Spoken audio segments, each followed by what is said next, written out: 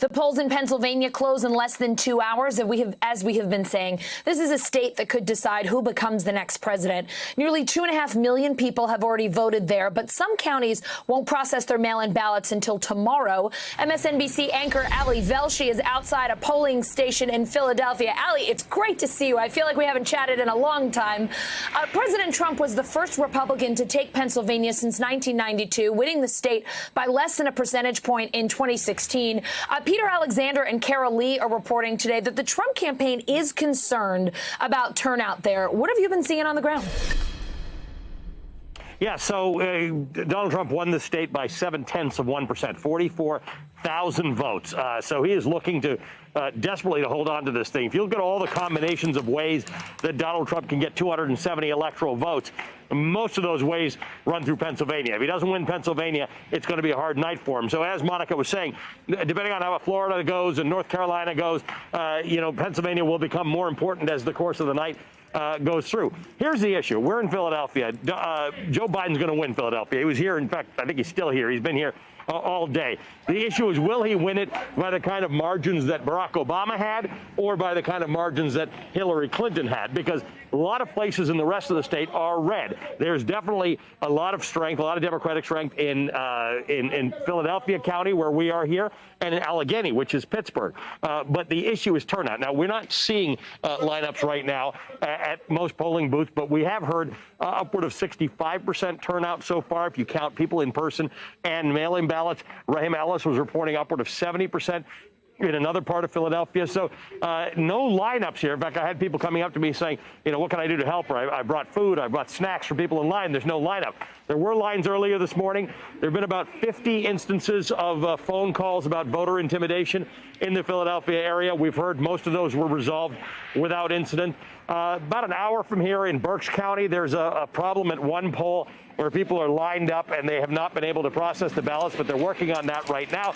But that's what we have at the moment. Largely peaceful voting going on, uneventful in Philadelphia. But this is going to become very important over the course of the next few hours. Absolutely. And at least friendly people offering snacks, Ali, that I hope they left with the local MSNBC anchor who might be hungry.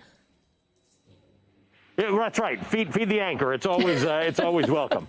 It's a great idea. Let me ask you, Ali, you mentioned this. Philadelphia is key. Joe Biden there today telling supporters that Philly could be key to winning this election. What are Pennsylvania voters there telling you about the candidates, even though we know that Philadelphia very likely to go in Joe Biden's favor? Yeah, look, I've been around this state. Last weekend, I was in Luzerne County, which everybody's looking at because it was a county that voted for Obama and then voted for Trump. This last-minute push by Donald Trump about fracking, about Joe Biden's position on fracking, he's hoping to have some impact, but not in Philadelphia. People in Philadelphia are not really worried about fracking. I'm going to take his glasses off because they're foggy. I spoke to two voters, actually, just a little while ago at this poll. And one of the things Donald Trump's been saying today on Twitter and this morning on Fox is he's worried about this concept of delaying the outcome of the vote for mail-in ballots, counting them on Friday, is not only a bad idea and undemocratic and unfair. He said it'll lead to violence in Philadelphia. Philadelphia has had some tension in the last week. There was a police shooting in West Philadelphia, and the National Guard was out for that. The National Guard is here, but not for election preparedness. There are actually no indications of violence in Philadelphia tonight. Here's what two voters told me a couple of hours ago. It was my first time voting in a presidential election this year, so I was really proud, and it was a very easy process, no line, just got in and out, casting my vote, went really well. Donald Trump was saying earlier today, and he's tweeted out such, that he thinks this whole way it's going down in Philadelphia, including the fact that mail-in ballots can be counted until Friday, it's not just a bad idea, but it's going to lead to violence. He's talking about that. You look very perplexed by that. I don't agree with that. I don't think it's going to lead to violence per se, at least not in my city, I feel as though in Philadelphia, a lot of us are going to be pretty neutral, it's not going to be a lot of violence here at all.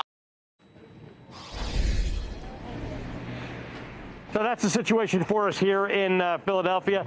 We're obviously going to be watching the rest of the country very closely to determine how important the results from Philadelphia are to this election. Allison?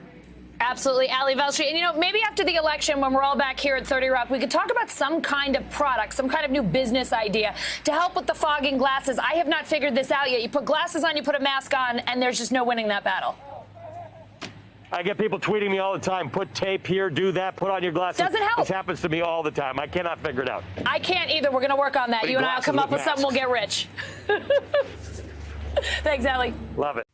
Hey, NBC News viewers, thanks for checking out our YouTube channel. Subscribe by clicking on that button down here and click on any of the videos over here to watch the latest interviews, show highlights, and digital exclusives.